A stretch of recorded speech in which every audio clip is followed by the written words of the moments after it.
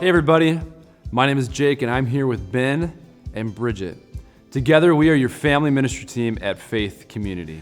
These last couple weeks our pastors have been teaching us from the very famous Sermon on the Mount. It is one of the central teachings of the New Testament, and if you have ever heard of the Golden Rule, this is where it comes from. These passages are among my favorite parts of the Bible because we get to watch Jesus talk to and teach regular people like you and me. For Christians, the Sermon on the Mount is a call for us to follow. Those who in faith obey Jesus' commands will noticeably be his disciples. In this sermon, Jesus tells us our purpose in the world. Jesus is revealing to the world his vision for those who wish to see it changed. Very simply, Jesus says that his disciples or followers are the salt and light of the earth in a world that is filled with darkness and decay. We learn that it isn't better programs, education, or technology that's going to stop the decay. It's new people that will. Brand new people. Those who have been deeply changed by Jesus. Jesus uses simple, relatable examples to teach us what he means. His first example is salt. We never really think about salt unless we eat food that is bland and tasteless. When you add salt to a meal, it brings out all of the best flavors. Salt is also known to be a preservative.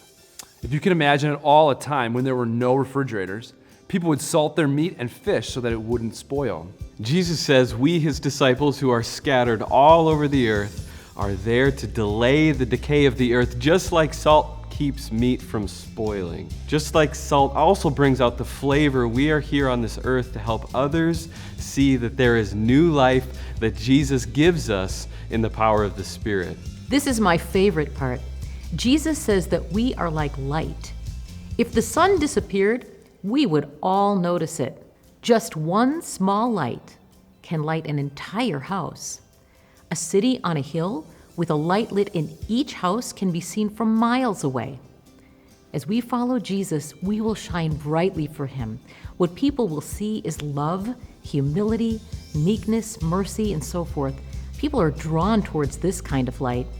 Jesus' followers will shine his light brightly for the world to see. Jesus gives us a warning. He says if salt loses its properties, if it loses the very essence of what it is and becomes unsalty, for instance, if your salt shaker is filled with half sand, half salt, then it is not good for anything. You might as well throw it out because it's useless. There is a real danger for us as Christ followers to get so mixed with the world and love what the world loves more than we love Jesus. It's not only a danger for our souls, but also we cannot be God's faithful representatives to the watching world if Jesus isn't our greatest treasure. The temptation towards fitting in and loving the things of this world more than Jesus will make us saltless, or like a candle hidden under a bushel that gives no light to a room. Here's encouragement. Jesus says that we, his disciples, once changed by the grace of God, are to be the light for the entire world. We will become the goodness, the peace, wisdom, hope, life, and presence of God for all the world to see. A city on a hill can be seen for miles in every direction. We are to be bright lights that shine like that, for the world to see us, for us to be pointing to Jesus in everything, and for him to get the glory. Can you say amen? Amen. Well, that's it for this week's edition of Faith at Home. Take some time now, scroll down, and work through our family talking points together as a family. Go now and be salt and light. We'll see you next week.